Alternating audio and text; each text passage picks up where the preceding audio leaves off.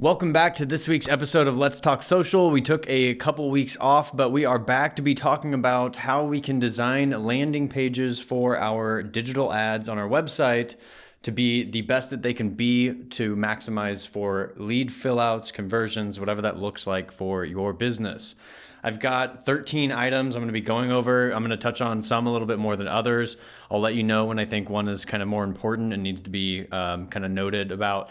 And if you can check all 13 of these on your website, one, that's very impressive, but two, you should be seeing some pretty good conversion rates. And our site has actually been using a lot of these 13 principles itself, and it does a pretty good job of gathering leads. So the first thing that we are going to be talking about, number one, is designing for mobile. So many people miss this. The new digital age for everything websites, 90% of traffic is going to be from mobile, roughly 90% is going to be from mobile. And so we need to remember that when we're designing a page on desktop, I don't know whatever you use, if you have a web designer team or if you're just using something like Wix or Squarespace, always be checking the little mobile tick at the top, change the view over to that. And then before publishing, if possible, check it on your actual phone. And if possible, even past that, check it on multiple different phones that are different sizes or brands. And that way you can see if it's going to perform and appear in the appropriate light for everyone that's going to be viewing the page from the ad. So number one is design for mobile. Even our websites that we design, mobile first design. That's the number one thing. All the traffic's going to be mobile, so why not design for mobile? Number two is, I'm going to kind of merge two and three. Have your value proposition above the viewport, basically in that first landing viewport with one conversion action. So one call to action, basically. So if you're marketing, let's say event hosting service, right? You plan events and you host them for people. When someone lands on the page, before they scroll, they need to be able to see what you do, what the offer is in a button or a form where they can click that, and within whatever happens next is going to get them to a place where they can fill out that lead form or convert in whatever way converting looks like for you. As you can imagine, minimizing the amount of steps improves the amount of submissions that you're going to be getting on your forms. If there's less to do, then you're going to have less fall off from people either not knowing how to get past it, time waiting on. A couple of these I'll talk about, like load times, for instance. People will fall out for all these different things. So we're mitigating risk in relation to how people are going to be seeing this and what, I guess, risk could be assessed as like fall off for the people that will be visiting the site. So 60% of people don't scroll when they land on a landing page. So that's kind of a big statistic. That is a big reason why you should also use this, is because a lot of people aren't even going to scroll. They're going to immediately start looking around the website. They're going to look at the navigation bar. So you have to have something that really just kind of ties them in and everything's right there for them. They don't need to scroll or do anything. You can have more on the page. Everything they need is right there. The next one down, number 3, is minimizing load time. So this is going to have to do with compressing the images on your page. This is going to have to do with how the code is laid out. If there's extra, any HTML, CSS, JavaScript, if there's extra code that doesn't need to be on that site, removing that stuff. If you want a way to check what your load time is on your website on average, you can use Google Chrome, right-click any website that you're on, go down to inspect, and then you're going to tab over to the Lighthouse column, and it will let you run a report as to how your load speed will perform on mobile or how it will perform on desktop. So you can test those against each other, and it will actually even point out the redundant code that's on your site. So if you're actually someone like myself who can get into the code, you can actually see all the code that Google suggests you remove and then go in and remove that code so that your load speed is faster. I think the last time I read a stat on this, it was like almost 80% of people won't wait past like 3 seconds or something like that for a load time on a page. So get the load times down. Use Google Lighthouse if you'd like. Great resource there. Do the obvious things. Another big thing that kills load time is video. So if you don't have an optimized video, if your video file is too big, maybe it's optimized, but it's still just like a really long video, you can't have those embedded. They might need to be like a embedded player for like click to play the video instead of having it autoplay and be like actually in the site when someone loads it. Because the whole site has to basically load everything that's on there in a certain protocol order. And normally videos will be in the beginning of that. And so it's going to be the first thing it's trying to load. And if it takes a while, then none of the rest of the site loads. The person gets bored or lost and they leave.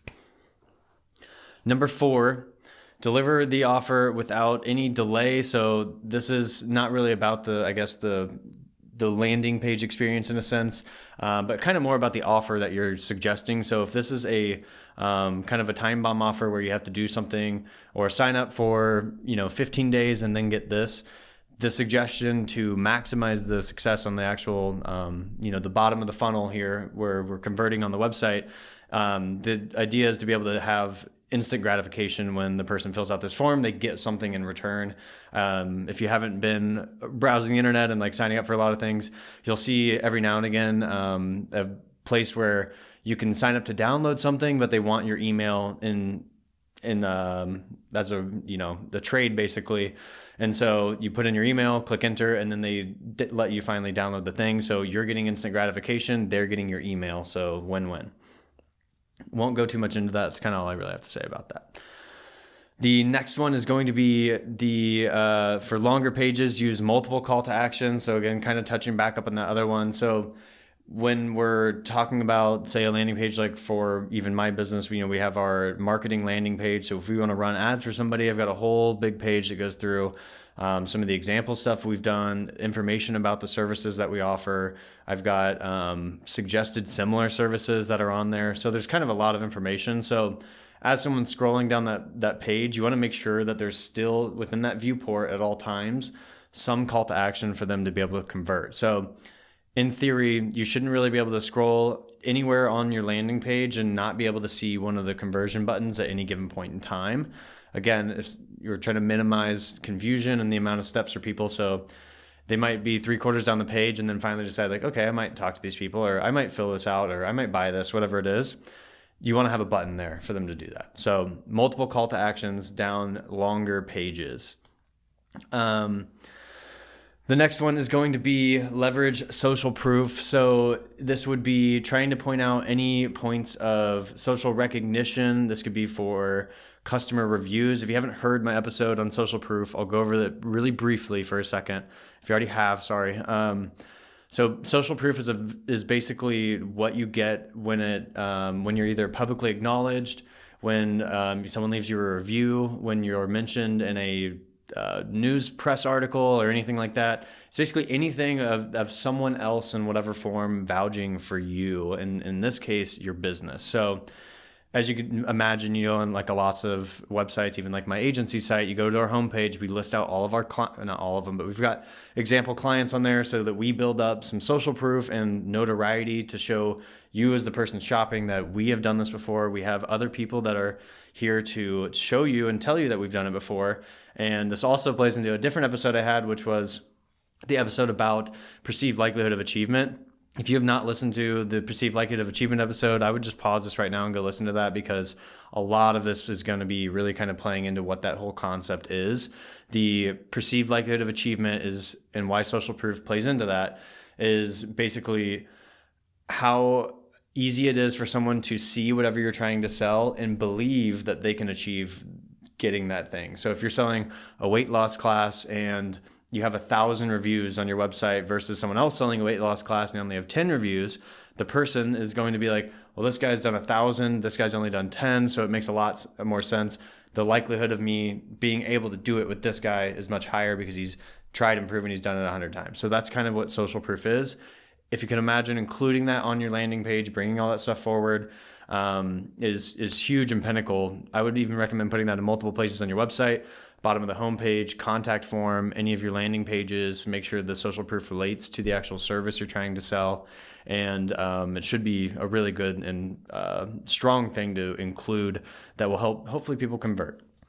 The next up is write focused page headlines with power words. So I could pull up this post I saved the other day. There's so much content out there about what are called power words or hook words. So, writing with a punchline or a hook in a sense, it's going to be kind of those buzzwords that are almost cringy. You'll hear them every now and again on the podcast, even in our like Instagram clips, but it's 10 things you didn't know you were missing out on. It's stuff like that kind of like gets people to be like, oh, what is that? I need to go listen to that.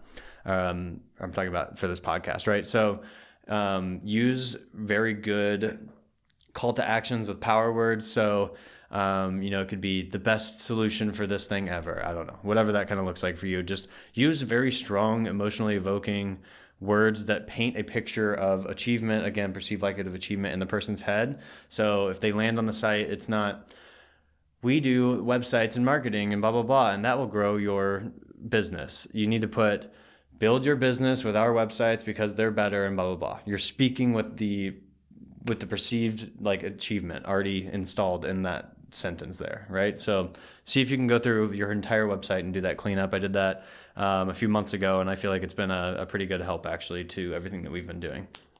And then the last one is going to be, I didn't actually hit 13. I smashed a couple together. I realized they were redundant mid-episode. Sorry.